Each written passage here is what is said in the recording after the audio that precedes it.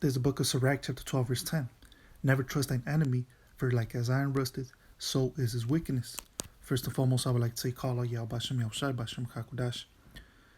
Double honors to the apostles and elders, great meals from the Ruel.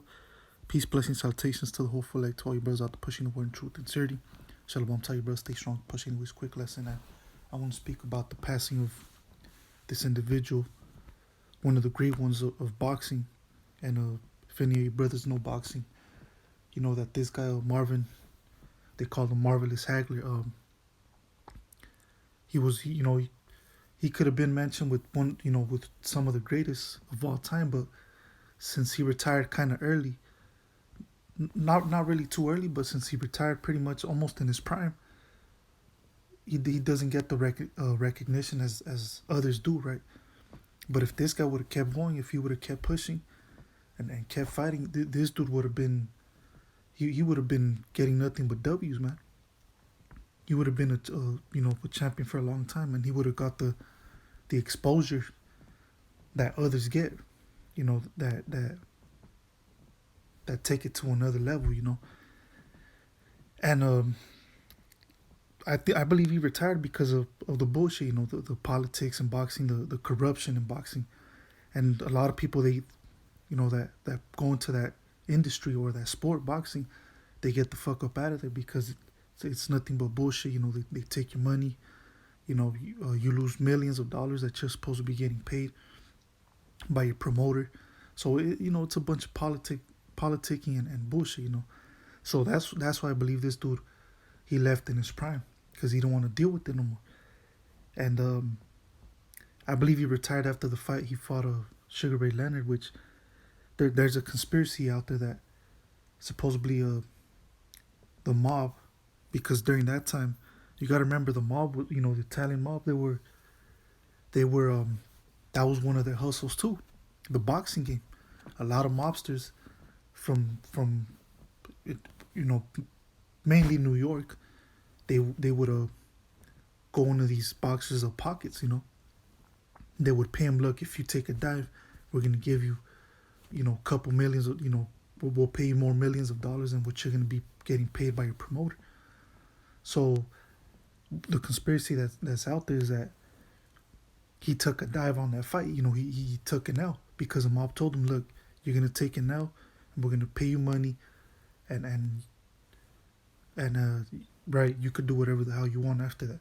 So I believe he took the money, and after that he even went out there to live to Italy, and he stayed out there for, I believe, years and years, man. He stayed out there in Italy after that fight. But like I said, I think he kind of got put off by that. Like, man, fuck this shit. A lot of these fights are rigged. I don't even want to deal with this shit. So he took the money and he left. And so a lot of people are saying that this dude could have been better than Sugar Ray Leonard. Roberto Duran. Of course, Tommy Hitman Hearns. A lot of people are saying that this dude was better than all of the others that I just mentioned. So that tells you a lot right there, man. This dude could have been special if he would have kept going. And when you see him, man, on his feet, he looks like a fucking bull. He looks like a straight up fucking monster, man. And this dude was a savage. He was a savage, man. But anyways, that's besides the point. I just wanted to give a little brief history on this individual. If people don't know who this guy was, if you're a boxing aficionado, if you really watch, the sport of boxing, me as a so-called Mexican, the tribe of Issachar, this is what we do all the time. This is, my family, from my uncles, of course, my pops, my older brother, me, myself, my cousins, everybody in pretty much Issachar, we love boxing. The tribe of Issachar, we love boxing, man. And a lot of us, we get into boxing. That's why the tribe of Issachar dominates the sport of boxing too. Of course, you have Judah, but then you also have Issachar up in there. Okay, the two main ones that dominate boxing is Judah and Issachar. And of course, you have other tribes up in there that, that get down too, right? But the main ones, also Ephraim too. the so-called Puerto Ricans, man. When it comes to boxing, you've always had this rivalry between Mexico and Puerto Rico. One of the biggest rivalries in the boxing game. Okay, and trust me, man. These two countries, and of course we're from the tribe of Israel, man. But when it comes to boxing, we hate each other. It's carnifrum. But that shows you right there. Hey, that shows you right there that we are the children of the Most High. Okay, us so-called Negroes, Latinos, Native American Indians, because we dominate in everything, in sports, in singing, dancing, everything, acting, movies, okay, TV shows. We dominate everything. Okay, the music industry, the movie industry and shit like that, the sports industry. Okay, we dominate all that.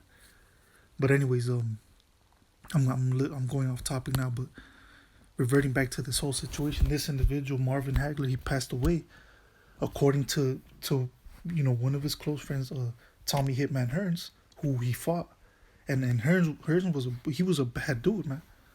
Hearns he was skinny, but the dude packed a punch, man. He was long and skinny, but he hit like a fucking train. But anyways, Tommy Hitman Hearns, he said how Marvin Hagler took the Crown Royale, Maxine Waters, and after that he got sick and he was in the ICU. He got put in the ICU because of what he took. And then I don't know if it was maybe a couple days later, he passed away. So now what's happening is they're trying to clear it up. They're trying to clean it up. So now you have his wife. It's coming out. No, he didn't pass away because of this. It was of natural causes. But then the article says it was unexpected. It was like a thing out of nowhere.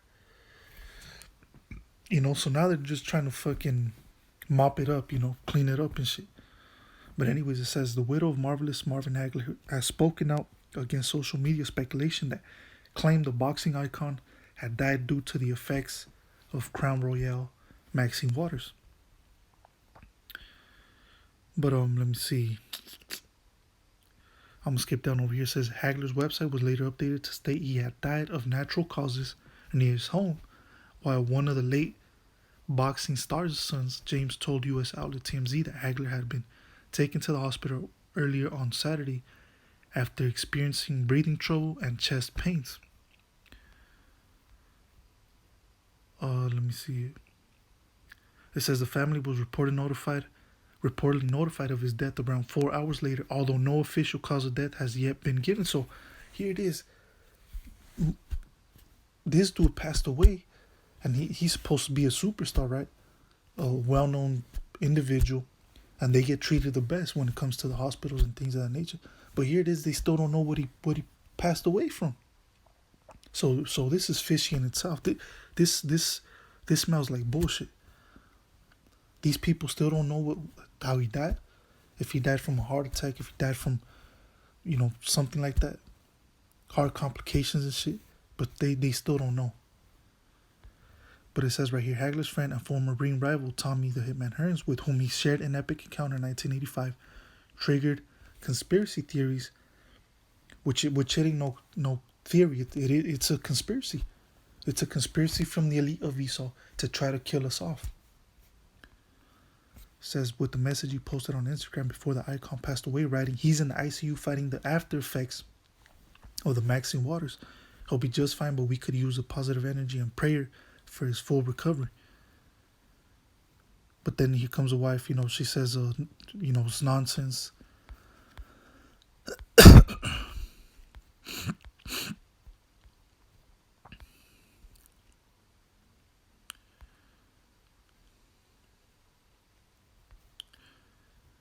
I'm trying to find the part where it says he died unexpectedly, because, come on, so he had to have taken something. He had him take, he must have had taken that shit. And then, a day later, he's feeling fucked up and shit like that out of nowhere, out the blue. So, now they're just trying to clean it up. But anyways, that's right. Look, This dude, he fucked up. That's why the Lord tells us, like, we are not supposed to trust Esau. Esau's our enemy. He's our natural born enemy. You remember from the womb, going back thousands of years ago, when we were on the womb, Jacob and Esau, we were fighting against each other. Okay, showing you right there that we were enemies, we were rivals, we were opponents. So it says, never trust an enemy, for like as iron rusteth, so is his wickedness. Though he humble himself and go crouching, yet take good heed and beware of him, and thou shalt be unto him as if thou hadst wiped the looking glass. Exactly. So right now you see these devils that are humbling themselves. Oh, look, I feel bad that we've never helped the so-called Negroes, Latinos, and Native American Indian people for this long. It's time we do something. It's time we help these people, and that they're setting all the people, and they're giving our people hope. Like, yeah, come on, man. Which a lot of our people too. I'm actually kind of surprised. A lot of our people, they're like, man, fuck that shit. I ain't taking that shit. Hey, and that's beautiful, man. So, and I thought Jake is stupid, right? Because like the scripture says, they are Saul's children. But hey, at least they got some kind of sense. And a lot of our people, they're saying, man, fuck that. I ain't taking that garbage, that poison. So in a sense, they do got a little fucking brains in there, But like going back to what I was saying, but Esau, all of a sudden now he wants to help us out. With that should raise a red flag right there.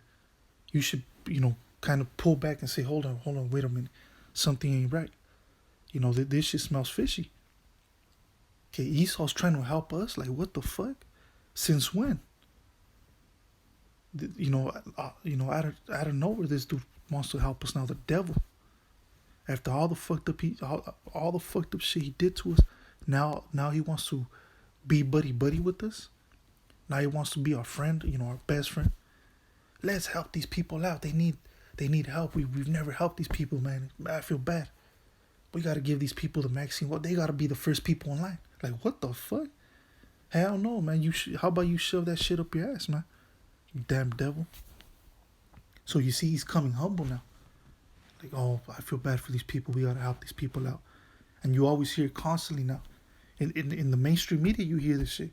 You hear these devils clearly saying Negroes, Latinos, Native American Indians. Why the fuck do you think they're saying those three particular groups? Because they know that we make up the 12 tribes of Israel. Okay, you man, you dummies can't even see that shit, man.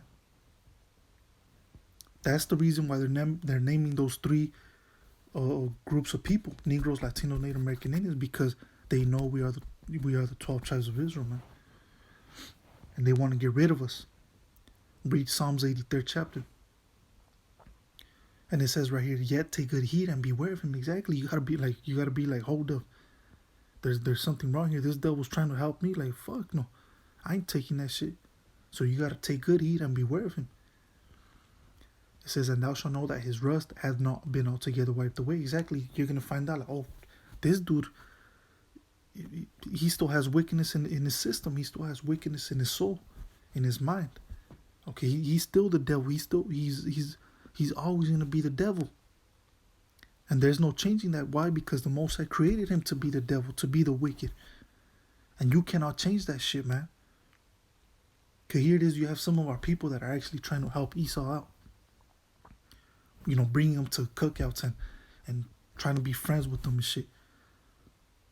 After everything that, these Edomites put you through. Thinking you could change his racist ways. The hate that he has towards you. You cannot change that shit, you dummy. Verse 12, it says, set him not by thee. Exactly. So you stupid Uncle Toms and Uncle Tomahawks, right?